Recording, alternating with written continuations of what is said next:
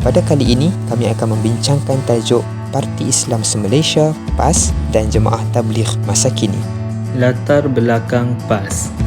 Kemunculan gerakan PAS adalah berdasarkan kesedaran umat Islam yang tercetus melalui gerakan pembaharuan yang diasaskan oleh kumpulan reformis di kalangan para ulama pada tahun 1906. Pada 23 Ogos 1951 di Kelab Sultan Sulaiman, Kuala Lumpur, telah diadakan sebuah kongres di mana kedudukan ulama ketika itu umpama sampah. Melalui kongres tersebut telah dibincangkan mengenai penubuhan sebuah persatuan ulama yang bernama Persatuan Ulama Malaya. Pada 24 November 1991, sebuah lagi kongres telah diadakan di Kelab Melayu Bagan. Dalam kongres tersebut telah muncul sebuah cadangan untuk mengubah nama Persatuan Ulama Malaya kepada Persatuan Islam se-Malaysia, yakni PAS.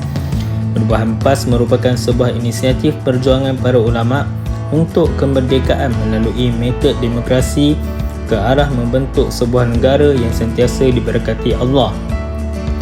Kewujudan PAS secara rasmi pada 24 November 1991 telah menjadikan PAS sebagai sebuah badan siasah umat Islam di Tanah Melayu.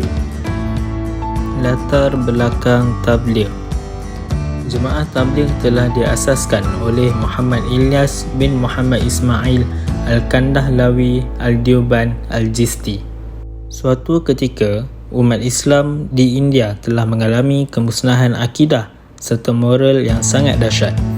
Gerakan misioneri Kristian mengambil kesempatan untuk memurtadkan masyarakat India di sana. Justru itu, Muhammad Ilyas mewujudkan sebuah sistem dakwah yang bertujuan untuk berdakwah kepada masyarakat India di sana.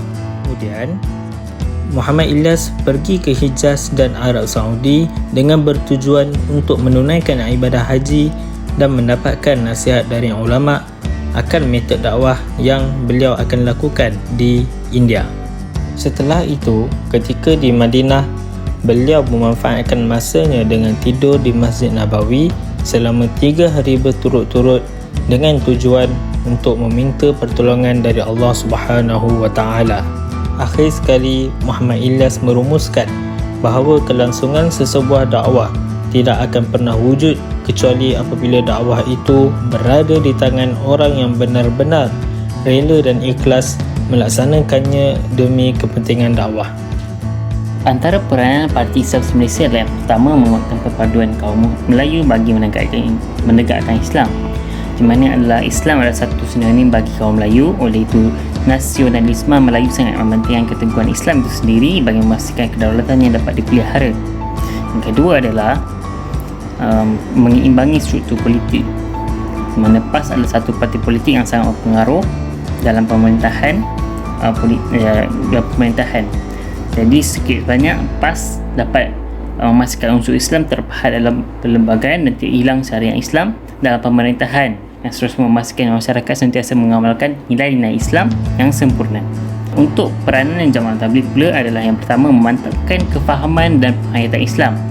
Salah satu penyampaian tabligh dalam penyampaian tabligh adalah ta'alum dan ta'alim, yang mana semua ahli mengelilingi penyampai untuk mendengar pengajian yang akan disampaikan. Jadi dengan metod ini, sesi pembacaan dan penyampaian dapat difahami dengan lebih baik dan seterusnya mengukuhkan pengetahuan yang sedia ada serta beristiqomah dengan amalan-amalan. Yang kedua adalah memberikan pendedahan dan memperkenalkan Islam, di mana fokus Jemaah Tabligh bukan sahaja menyampaikan dakwah kepada orang Islam, malah juga boleh menarik orang bukan Islam, di mana aktiviti harian Jemaah Tabligh yang positif dapat menjadi contoh tauladan yang baik kepada masyarakat sekitar, yang secara tidak langsung boleh menarik minat mereka, dan seterusnya mereka boleh menyambut seruan tabligh. Cabaran PAS, kekeliruan dan fitnah Islamofobia dalam kalangan bukan Islam. Seperti yang kita tahu, orang bukan Islam menganggap agama Islam ini adalah agama yang teroris, agama pengganas. Padahal yang pengganas itu adalah orang kafir, orang Yahudi dan Nasrani. Baik, seterusnya pandangan bukan Islam terhadap PAS. Seperti yang kita tahu, PAS ini kebanyakannya adalah Islam. Jadi orang bukan Islam takut untuk menjadikan PAS ini menjadi satu pemimpin atau ketua negara, diakibatkan fitnah Islamofobia dan kekeliruan. Yang ketiga, kefahaman yang dihadapi oleh bukan Islam terhadap Islam. Kefahaman yang mereka dapat itu hanyalah perkara yang basic, iaitu seperti tidak boleh minum arak, tidak boleh makan khinzir. Selebihnya mereka kurang pengetahuan. Cabaran jamaah tabligh. Masyarakat melihat pengajaran tabligh ini menyebabkan ahlinya tidak lagi mementingkan tanggungjawab dunia dan kurang mengambil berat dalam pekerjaan. Yang kedua, pelajar dianggap ekstremis selepas menyertai jamaah tabligh. Yang terakhir, persepsi negatif oleh masyarakat berhubung dengan pendekatan dakwah yang dikatakan kurang sesuai, iaitu berkait rapat dengan amalan khuruj dalam tempoh yang lama. Kita pergi dahulu dari Parti Islam Malaysia PAS. Yang pertama, memantapkan kepimpinan ulama'.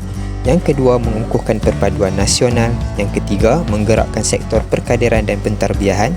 Yang keempat, memaksimal peranan medium penerbitan. Yang kelima, mendekati golongan non-Muslim. Terusnya, perbandingan dari jemaah tabligh. Yang pertama, metod khuruj. Yang kedua, metod ta'lim wa ta'lum. Yang ketiga, metod bayan. Yang keempat, metod tashkil. Dan yang kelima, metod ziarah. Di dalam metod ziarah terpecah kepada 4, iaitu ziarah umumi, ziarah khususi, ziarah usuli dan ziarah ta'lim.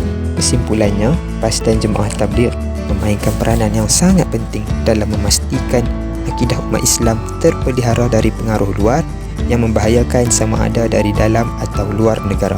Sekian sahaja daripada kami. Assalamualaikum warahmatullahi wabarakatuh.